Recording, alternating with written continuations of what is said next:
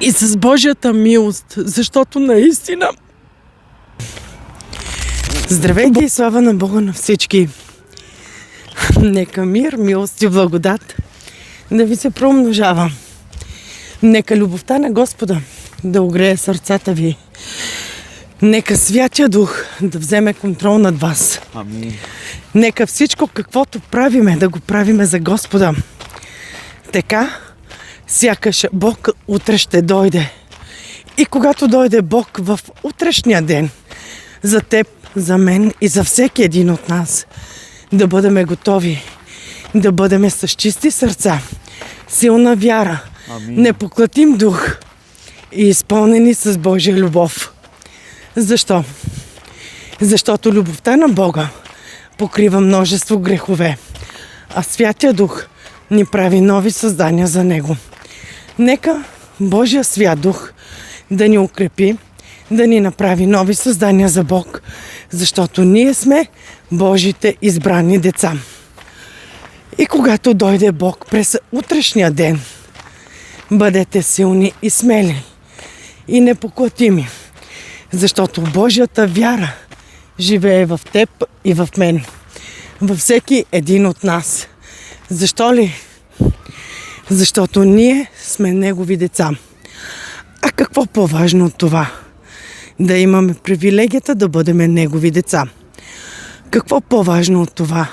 Да се наричаме с Неговото свято и благословено име. Знаете ли, вярата, която имаме, нека да бъде като синапово зърно. И винаги да я поливаме и никога да не изсъхва. Защото ако вярата ни изсъхне, то тогава ние не можем да се наричаме с Неговото име. То тогава ние сме лъжци, то тогава ние сме фарисеи и лицемери. Да не бъде.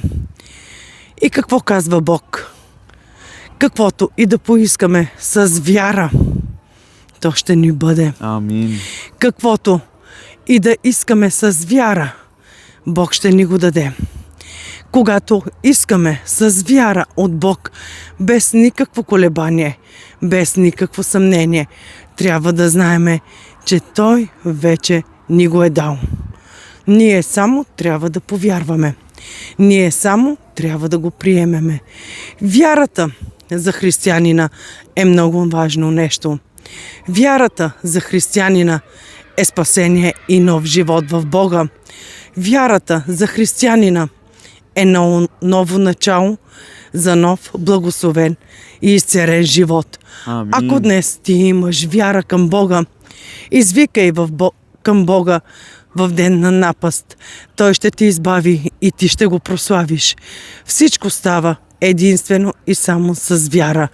Ако имаме вяра като синапово зърно, ще заповядаме на болестта, която ни мъчи от години наред, да напусне от живота ни, да отиде в бездната и тя ще отиде, защото Бог е нашия лекар, защото Бог е нашия Създател, защото ние сме Негово творение, ние сме Негово създание и сме направени по Негов образ и подобие.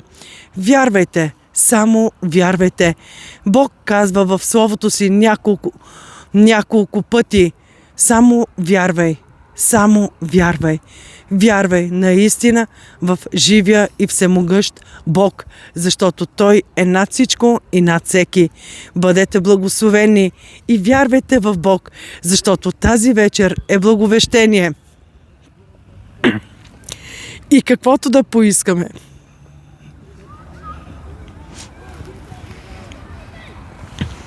то ще ни бъде.